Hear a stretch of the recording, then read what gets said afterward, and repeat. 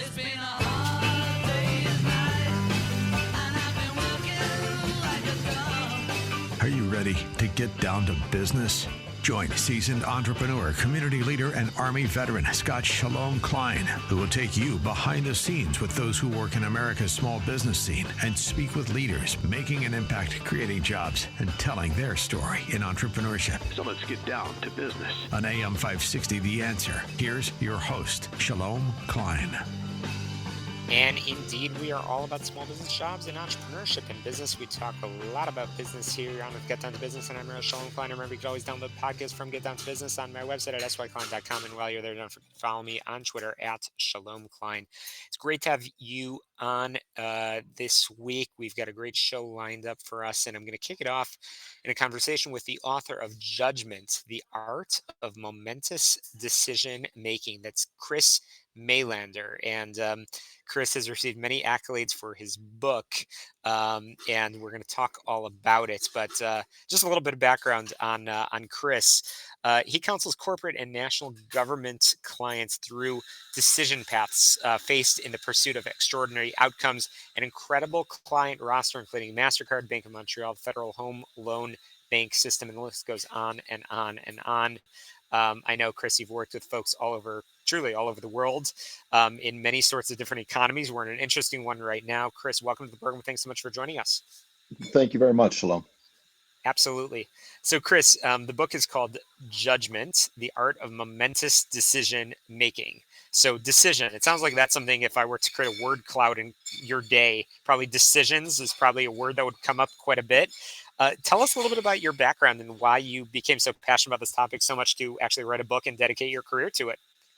Yeah, absolutely. I've spent the last 30 years working, as you mentioned, with corporations and governments around the world. And it's been in a variety of very, very different contexts and circumstances. And at the end of the day, I have found that the key ingredient is judgment, that ethereal quality that affects how our decisions are made. And so in writing this book, I wanted to be able to distill a number of those lessons that I've picked up along the way, working with CEOs and country leaders, the military, and so forth, to create a strategy, a framework, a set of methods, a set of lessons that we can use, whether we're in small business or entrepreneurs or large businesses or serving our community in some fashion. That's great. No, fantastic. And again, you have truly become that subject matter expert on the topic. So let's dive into it a little bit. So, you talk about decisions. What is a decision arc, and why is it so critical to understand how the different arcs may present themselves depending on, the specific situation? Yeah, absolutely. The concept around decision arc really is something that emerged for me when I began my career in Washington, and I was working on policy issues. And part of my job was to literally be able to track legislation and regulation in that noisy, pressure-filled, conflict-oriented environment, and then determine what is rising, what is falling, what do we need to move on, what needs to get buried. And in that process, I visualize this, at least metaphorically, as this arc that is out in front of us. And the same is true whether you're managing your small business or a large company, is that there are a series of arcs along the way out in front of us. Some of them are going to be very short term. They may happen in the next 15 minutes, the next day, the next week, and so forth. But some arcs have a much longer duration over the next 3 to 5 years, et cetera. And so it's a central concept in this work, which is to understand that decision arc. And then we start to break down various qualities or attributes associated with it. Time being one. Is it a short term or a long term arc? Do we have leverage? What is our objective positioning around it? Do we understand the contextual environment? What are the rules today, and how could those rules change in the future? And those sorts of analyses and analytical steps as part of understanding that decision arc then really help us to make the best decision possible. Absolutely, absolutely. Again, I'm chatting with the author of Judgment, The Art of Momentous Decision Making. That's Chris Mailander. And Chris, I've had an opportunity to read through the book, and in the book, you deconstruct three crucible moments in revealing the clues, strategies, methods, and techniques that rising CEOs, government executives, and military leaders can use to improve their own judgment in critical situations. But you really dive through it through exploring three historic events, which are a nuclear submarine commander hunting a Russian enemy in the Sea of Japan during the Cold War, Wall Street executive navigating the 2008 financial collapse, the senior director of the White House Situation Room responding to the devastating 2015 terrorist attack in Paris. So, it's interesting. Those moments that you deconstruct, read like political thrillers. What was your approach in writing this book? And I almost hesitated using that word book, but we'll just go with it for the moment.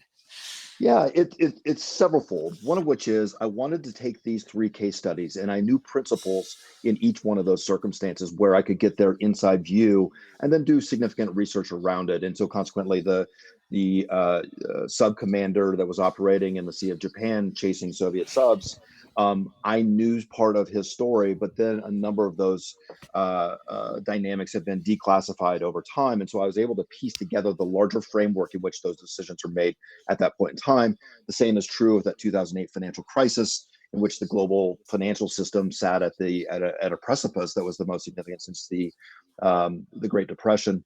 And thirdly, being able to personally interview the senior director of the White House Situation Room and how they make those processes. These are three very different case studies at very different points in time that are unrelated. And so an experiment came up in my mind, which is, can they be broken down individually? And then we look for the deeper codes and patterns which transcend those three distinct environments in order to get to the fundamental truths of how good decisions are making. And I think that's the importance of it. The second dynamic of it, in my interest in writing the story or the book in this way, is to do a lot of storytelling. I think it's the most interesting way for us to engage with the content. It's an interesting way to learn the lessons and bring those stories alive as a way to learn some 90 different lessons about how we can improve our own personal decision making, regardless of the environment that we might be in. So true. Absolutely. Again, I'm chatting with Chris Mailander. The book is called Judgment, the Art of Momentous Decision Making. Chris, as I understand, your first job out of law school was with a firm in DC counseling major players in finance and politics. So, that must have been a key moment, a crucible moment, to quote from, as we've talked about earlier in the conversation. What did you learn about decision making while working there? It was interesting time because I represented corporations and banks in the context of Washington, D.C. And those are two different, very different ecosystems. So taking bank executives, for example, that were involved in some fairly significant events and transactions that did not go well, for example, and being able to take them through a process of dealing with Congress. You have worlds collide. You have different trophies being sought in these two different communities. Politicians wanting to be able to understand what mistakes were made and how someone might be punished associated with that. Whereas you had bank executives who are focused on financial transactions and how to both make money but also de-risk particular financial transactions. The language is different, the structures are different, and therefore we had this really interesting opportunity to figure out what's the right course of action, how to bring these different kinds of decision makers together to get the best ultimate solution. And so it was a really rich environment for learning how these decision arcs unfold and the competing tensions that are involved. Absolutely. So, Chris, as we're coming to a close in our conversation, I'm thinking that so many of our listeners are small business owners, entrepreneurs, and throughout the program, we're going to talk about the different phases of a business, and often some of those key decision making might tend to take place later. But in reality, as I think of the genesis of a business, there's a lot of decisions that are made in working with a banker, working with a lawyer, working with an accountant, and so on. Are there any takeaways or homework assignments that you would have for a startup that might be tuning in? Yeah, absolutely. And I work with a fair number of entrepreneurial firms and have spent time in Silicon Valley. So I am quite familiar with the decision-making environments in those contexts. And I think one of the biggest takeaways, for example, from the book is this for a small business person is look for opportunities where you can create asymmetric value, asymmetric power. And that is that oftentimes the younger startup oriented firm is competing against some sort of incumbent, but they have a unique angle, and you really want to be able to draw into that unique opportunity, which changes the power of relationship. You have more flexibility in how you pursue something. Have the flexibility to think about the problem in a different way. And so that's really where your power stems from. And you have to lean into that. That can be scary.